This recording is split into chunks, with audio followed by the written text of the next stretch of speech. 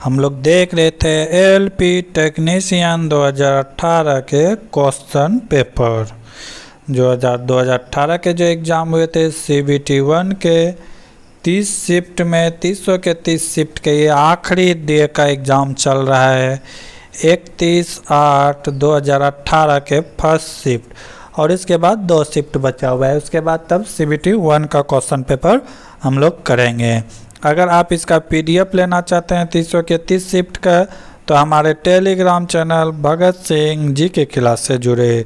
वहाँ पे current affair और इस तरह के क्वेश्चन पेपर आपको उपलब्ध हैं। तो देखते हैं फर्स्ट शिफ्ट का पहला क्वेश्चन। पहला क्वेश्चन क्या है? विपुल शैलव की तुलना में 16 वर्ष छोटा है। अब से 12 साल बाद शैलव की आयु विपुल की आयु से 1.5 गुना होगी।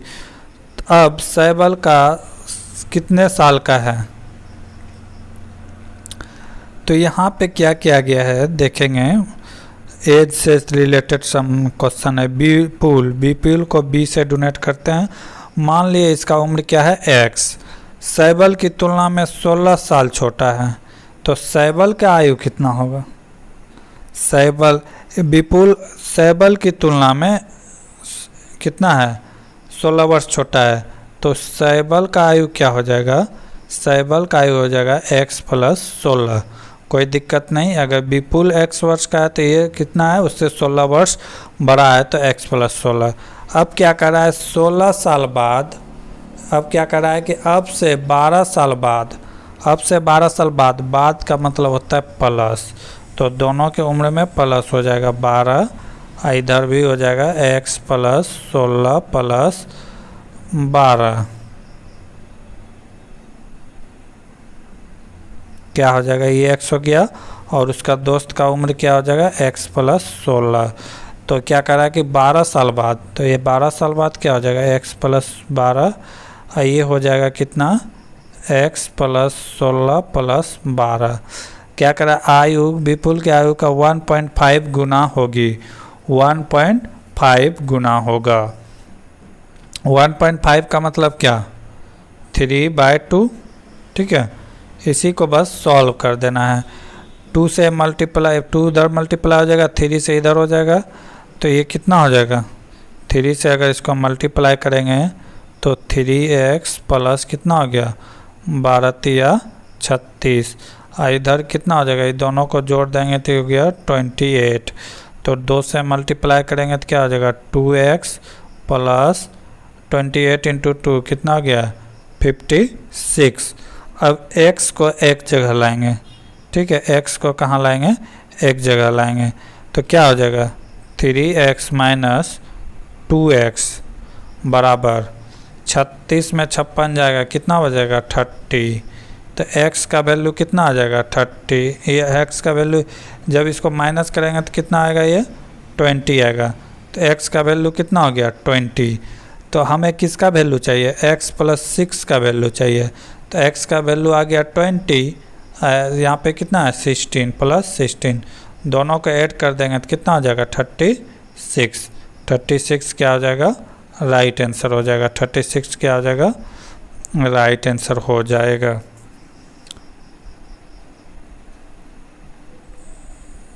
अगला क्वेश्चन। त्रिभुज ABC सर्वांशंग है त्रिभुज XYZ का। कोण ABC = 55 डिग्री। क्या कह रहा है? त्रिभुज ABC सर्वांशंग है किसका? त्रिभुज XYZ का। कह रहा है कि कोण ABAC 55 डिग्री, यानी कि कोण ये कितना है? 55 डिग्री। तो पूछा है XYZ यानी कि ए वाला कोण क्या होगा? तो जब ये सर्वांशम है, यानी सर्वांशम का मतलब क्या है कि इसका एक कोण इसके बराबर होगा, इसका एक कोण इसके बराबर होगा और इसका एक कोण इसके बराबर होगा। तो ये कोण जितना होगा उतना ये भी होगा। ये जब 55 है तो ये भी कितना हो जाएगा? 55 ही होगा। ये भी क्या होगा? 55। Option number A. दो स्थानों के बीच की दूरी 62 किलोमीटर प्रति घंटा की गति से 62 किलोमीटर प्रति घंटा की गति से कितना समय लगता है? 3.5 घंटा का समय लगता है। तो किया जा सकता है, यदि गति को 8 किलोमीटर प्रति घंटा बढ़ा दिया जाए तो समय में कितना की बचत होगा। तो क्या करा है कि समय में कितना की बचत होता है। 62 किलोमीटर प्रति घंटा जा रहा है, कितना घंटा जा रहा है? 3.5 घंटा।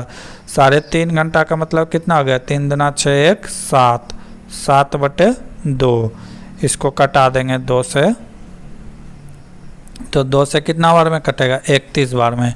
31 गुना 7 कर देंगे, 31 गुना 7 ये हो गया 7, ये हो गया 7 या 21, 217 किलोमीटर की दूरी है। कितना दूरी है? 217 किलोमीटर की दूरी।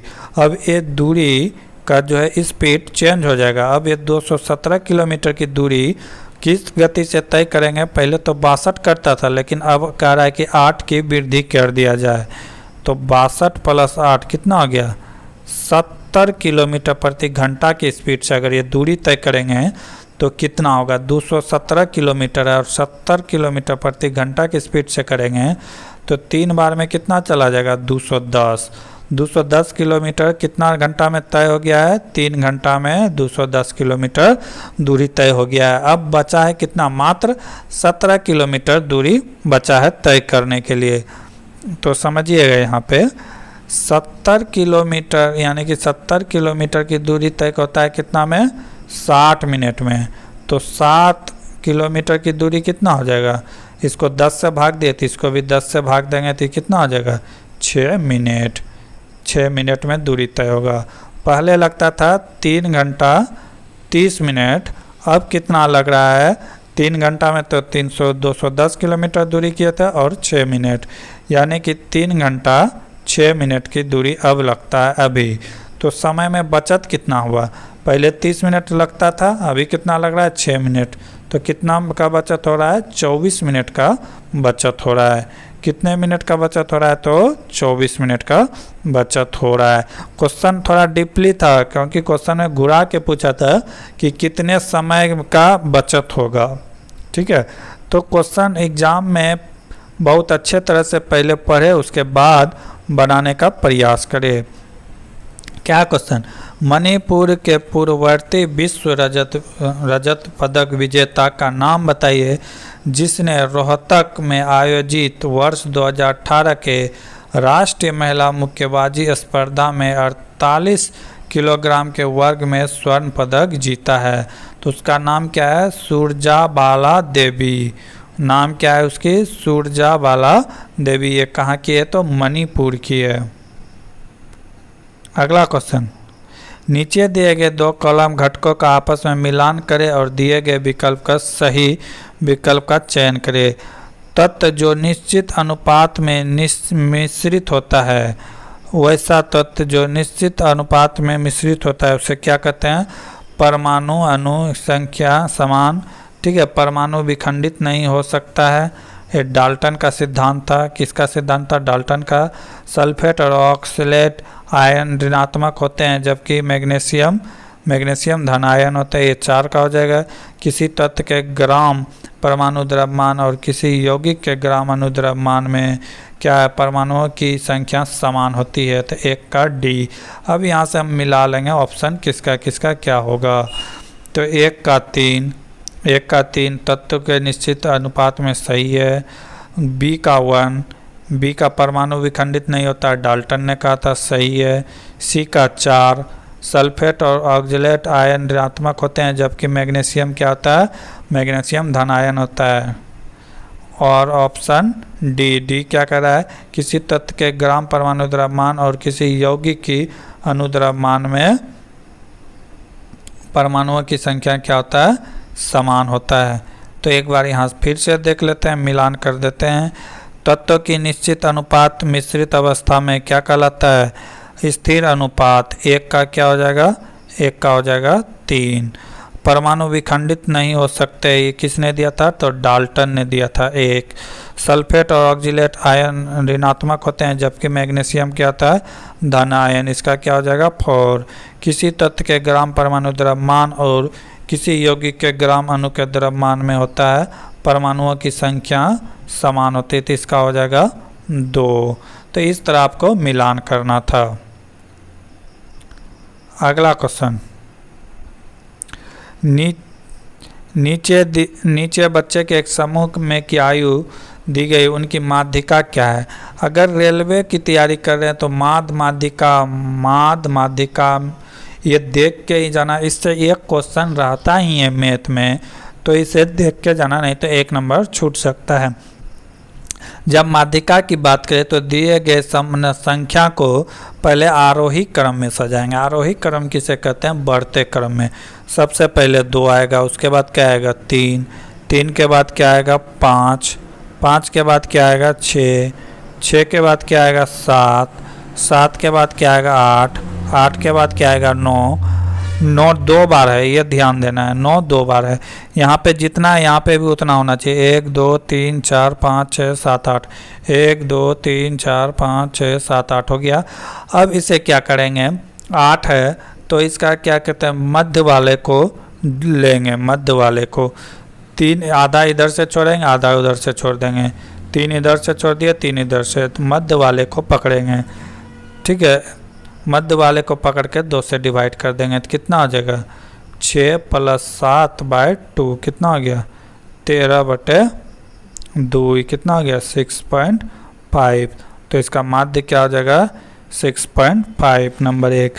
तो इसको क्या करेंगे, सबसे पहले इसको आरोही क्रम में सजाएंगे, उसके बाद मध्य वाले की बात करेंगे।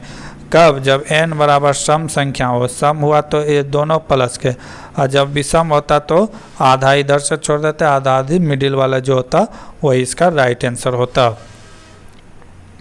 अगला क्वेश्चन, यदि 208.4/5 लंबाई की एक छड़ को 23.1/5 लंबाई के बराबर टुकड़े में काटा जाता है तो कुल कितने छड़ प्राप्त होंगे। कुल कितने छड़ प्राप्त होंगे। तो पहले इसको सॉल्व करेंगे। इसको क्या करेंगे, सॉल्व करेंगे। 208 × 5 कितना हो गया 1040 + 4, ये टोटल कितना हो गया 1044 हो गया। अब इसको सॉल्व कर देंगे। ये कितना है 23 × 5 115 और 1 16, 116/5, ये हो गया 1044/5। अब इसी से क्या करना है, इसको भाग देना है, इससे भाग देना है इसमें, तो दे देंगे भाग। जब भाग देंगे तो क्या आएगा, ये आया था 144/5, और जब भाग देंगे 116 से बटे 5 तो ये 5 कहाँ चला जाएगा ऊपर, ये 5 कहाँ चला जाएगा ऊपर, 5 5 क्या हो गया कैंसिल। जब इसको कटाएंगे तो कितना बार में कटेगा, ये कटेगा 9 बार में। कितने बार में कटेगा 9 बार में। इससे क्या पता चलता है कि 23.1/5 के कितने टुकड़े निकलेंगे, तो 9 टुकड़े निकलेंगे। कुछ था ही नहीं, इसे सब सॉल्व करना था। अगला क्वेश्चन है, छात्र दिए गए हैं WXYZ, सब्जेक्ट है फिजिक्स, केमिस्ट्री, मैथ, बायोलॉजी। प्रत्येक विषय में अधिकतम 100 अंक है। मैक्सिमम नंबर कितना बोल रहा है कि 100 है। मैक्सिमम नंबर कितना है 100 नंबर है। अब क्या करा आगे, दी गई तालिका में PQRM के छात्र के प्राप्तांक पर निर्धारित है, तो दिए गए आधार पर वह छात्र PCM को मिलाकर सबसे कम नंबर कौन लाया है। सबसे कम नंबर कौन लाया है, यही पूछ रहा है। तो सबको जोड़ लेंगे। जोड़ने का नियम देखेंगे। थोड़ा सा कॉम्पिटिटिव एग्ज़ाम में समय बचाने के लिए थोड़ा सा अपना फार्मूला लगाना पड़ता है। तो सब में 0 है तो 0 को हम नहीं जोड़ेंगे, सिर्फ 6 7 ऐसा करके जोड़ेंगे। 7 6 कितना आ गया 16, 5 कितना आ गया 21, 21 8 कितना आ गया 29, 29 29, ठीक है। और 0 बचा था 5, तो ये हो गया 295। फिर अगला को जोड़ेंगे x को। 5 वाले को पहले छोड़ देंगे, ठीक है। 5 8 कितना हो गया 13, 13 9 कितना हो गया 13 9 हो गया 22, 22 6 हो गया 28, और एक 5 यहाँ था, एक 5 यहाँ था, 28 से कितना हो गया 29। 290। अब अगला को जोड़ेंगे 60 को नहीं जोड़ेंगे, 6 2 8, 8 9 कितना हो गया, 8 दूना 16 1 17, 17 4 21, ये कितना हो गया 210। अब फिर जेड को जोड़ेंगे 9 8 17, 17 4 21, 21 6 27, यानी कि हो गया 275। तो पूछा है सबसे कम, तो सबसे कम इसमें कौन है 210, यानी कि y सबसे कम नंबर लाया है। कौन लाया है, y सबसे कम नंबर लाया है। अगला क्वेश्चन, उन्नति को एक समान 696 रुपये में बेचने पर 13% की हानि हुई। 10% लाभ कमाने के लिए उस सामान को कितने मूल्य पर बढ़ाकर बेचना चाहिए। कह रहा है कि कितना मूल्य ज़्यादा कर बेचना चाहिए। क्वेश्चन यहाँ पे ध्यान देना चाहिए, ठीक है। लास्ट में क्या पूछ रहा है, नहीं तो गलती हो सकता है। कह रहा है 696 रुपये में बेचे तो 13% की हानि हुई। कोई भी वस्तु को जब हम 100% से कम में बेचते हैं तो हमारे लिए क्या होता है, हानि होता है। तो जितना हानि होता है उसको माइनस कर देते हैं। 13% हानि यानी कि 87%। 87% का वैल्यू यहाँ पे दिया हुआ है 696। तो हम यहाँ से इसका क्रय मूल्य निकाल लेंगे। क्रय मूल्य किसी भी वस्तु का 100% होता है। क्या होता है, 100% क्या होता है, क्रय मूल्य होता है। तो यहाँ से हम लोग क्या निकाल लेंगे, क्रय मूल्य मान लिए x, कर देंगे क्या, तिरछा तुरछी गुना इसके साथ।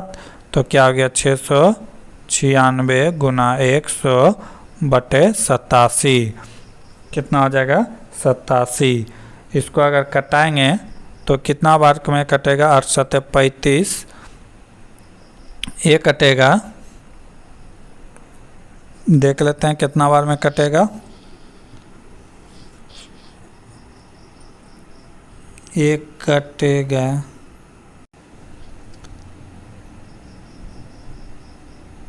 अगर देखा जाए तो 696 गुना 100 बटे 87, इससे अगर कटाया जाती कितना बार में कटेगा, ये कटेगा 8 बार में। कितना बार में कटेगा, 8 बार में। 8 गुना 1 कितना हो गया 800, यानी कि वस्तु का क्रय मूल्य क्या हो गया, सीपी कॉस्ट प्राइस हो गया 800। अब कह रहा है कि इसमें हमको 10% का लाभ कमाना है। क्या कमाना है, 10% का लाभ कमाना है, यानी कि 100% का वैल्यू हो गया 800। हमें क्या कमाना है, 10% लाभ। 10% लाभ का मतलब कितना, 110%। कुछ नहीं तो तिरछा तिरछी गुना, क्या हो जाएगा 800 गुना 110 बटे 100।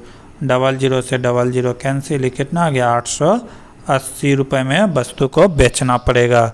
तो वही पूछ रहा है कि उस सामान के मूल्य में कितना की बढ़ोतरी किया जाए। तो पहले कितना हम बेचे थे 696 में, अब कितना हम बेच रहे हैं 880 में। तो कितना रुपए का अंतर हो रहा है, यही पूछ रहा है। जब इसको घटा देंगे तो ये कितना आएगा, देख लेते हैं घटा के। 880 माइनस 696, 4 यहाँ पे बचा कितना 7, 17 में 9 गया 8, यहाँ पे बचा कितना 7 में 6 गया 1, 184 रुपये राइट आंसर होगा। 184 रुपये उससे ज़्यादा अंकित करना होगा।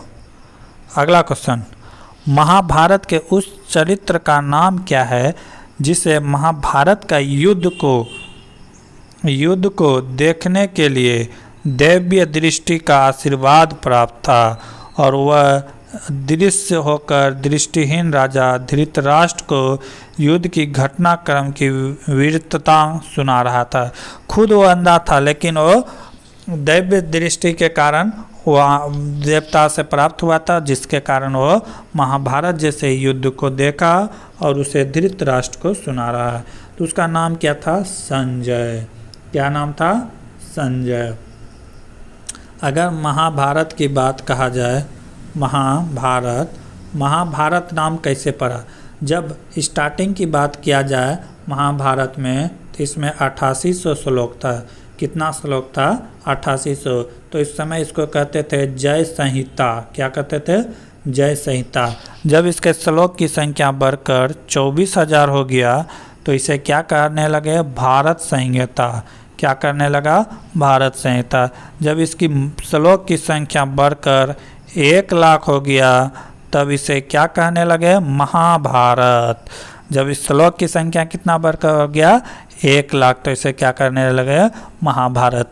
विश्व की सबसे बड़ी महाकाव्य यही है, क्या, महाभारत।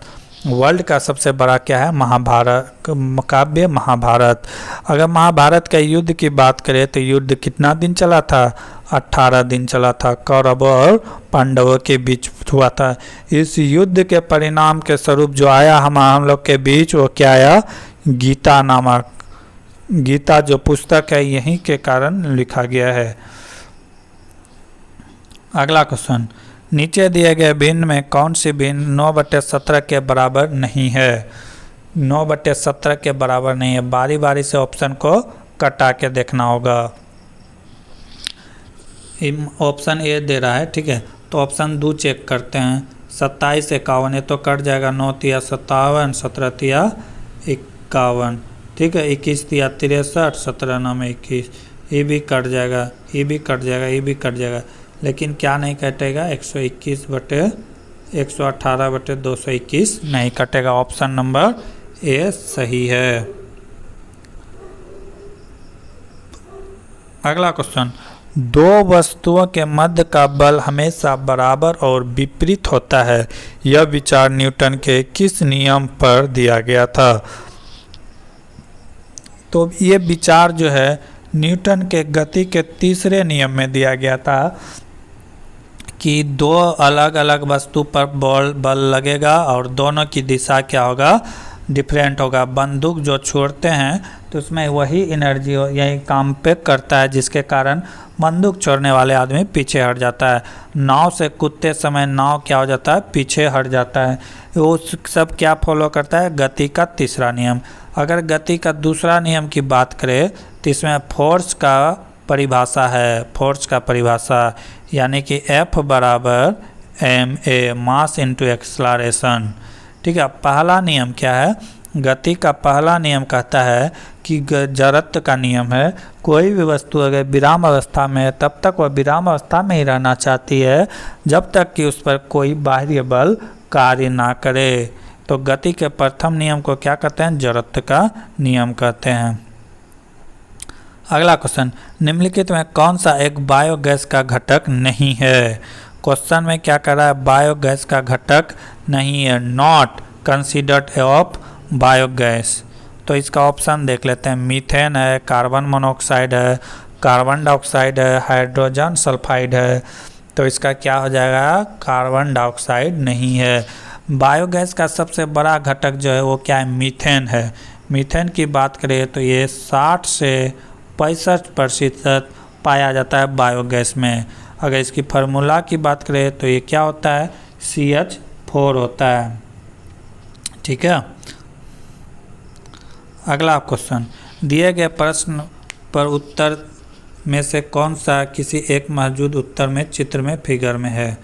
अब पूछ रहा है कि ए वाला फिगर किसी न किसी फिगर में है तो बताना है।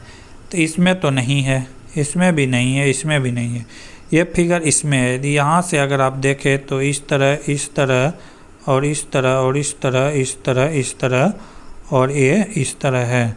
तो ऑप्शन नंबर डी क्या है, राइट है। ऑप्शन नंबर डी क्या है, राइट है। ऑप्शन नंबर डी कह रहा है कि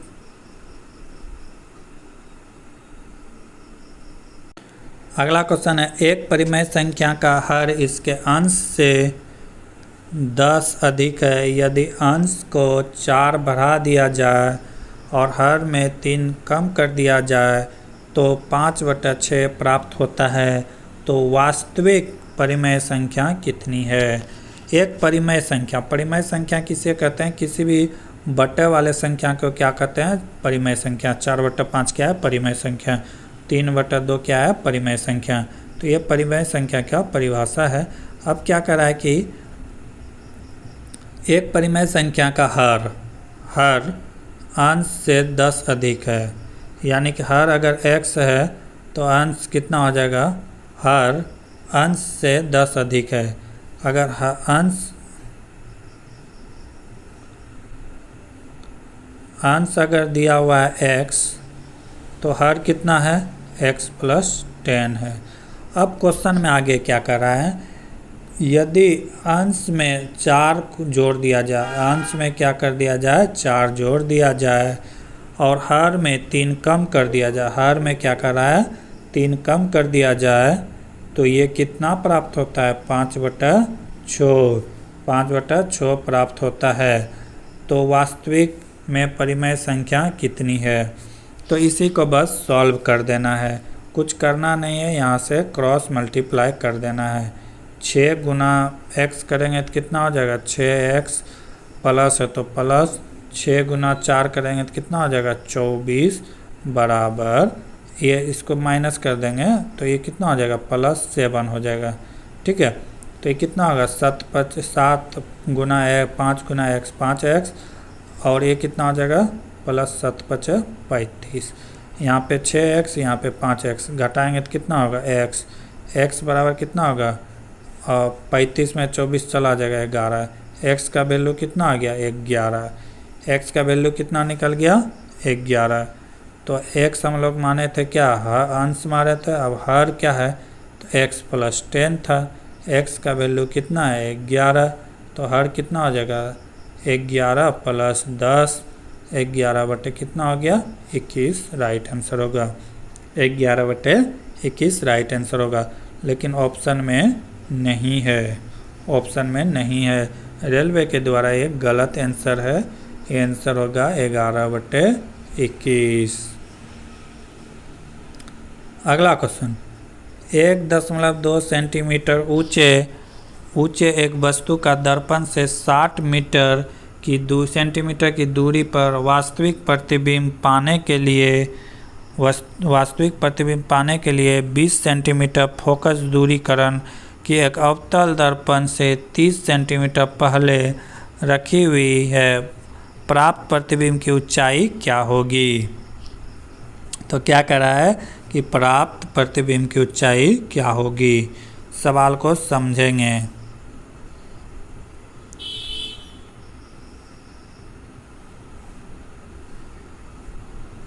क्या कर रहा है, हाइट दिया है, ऊंचाई एक वस्तु की HO, वस्तु की हाइट है तो HO मान लेते हैं 1.2 सेंटीमीटर। अब क्या दिया हुआ है, उसके बाद वस्तु की दूरी, प्रतिबिंब की दूरी दिया हुआ है, प्रतिबिंब की दूरी दिया हुआ है कितना है, प्रतिबिंब की दूरी को V से डोनेट करते हैं, ये कितना दिया हुआ है 60 सेंटीमीटर, कितना दिया हुआ है 60 सेंटीमीटर। अब क्या कर रहा है, वास्तविक प्रतिबिंब पाने के लिए 20 सेंटीमीटर की फोकस दूरी, 20 सेंटीमीटर की फोकस दूरी, F का वैल्यू दिया हुआ है कितना 20 सेंटीमीटर, 20 सेंटीमीटर की एक अवतल दर्पण से 30 सेंटीमीटर पहले रखी हुई प्रतिबिंब है।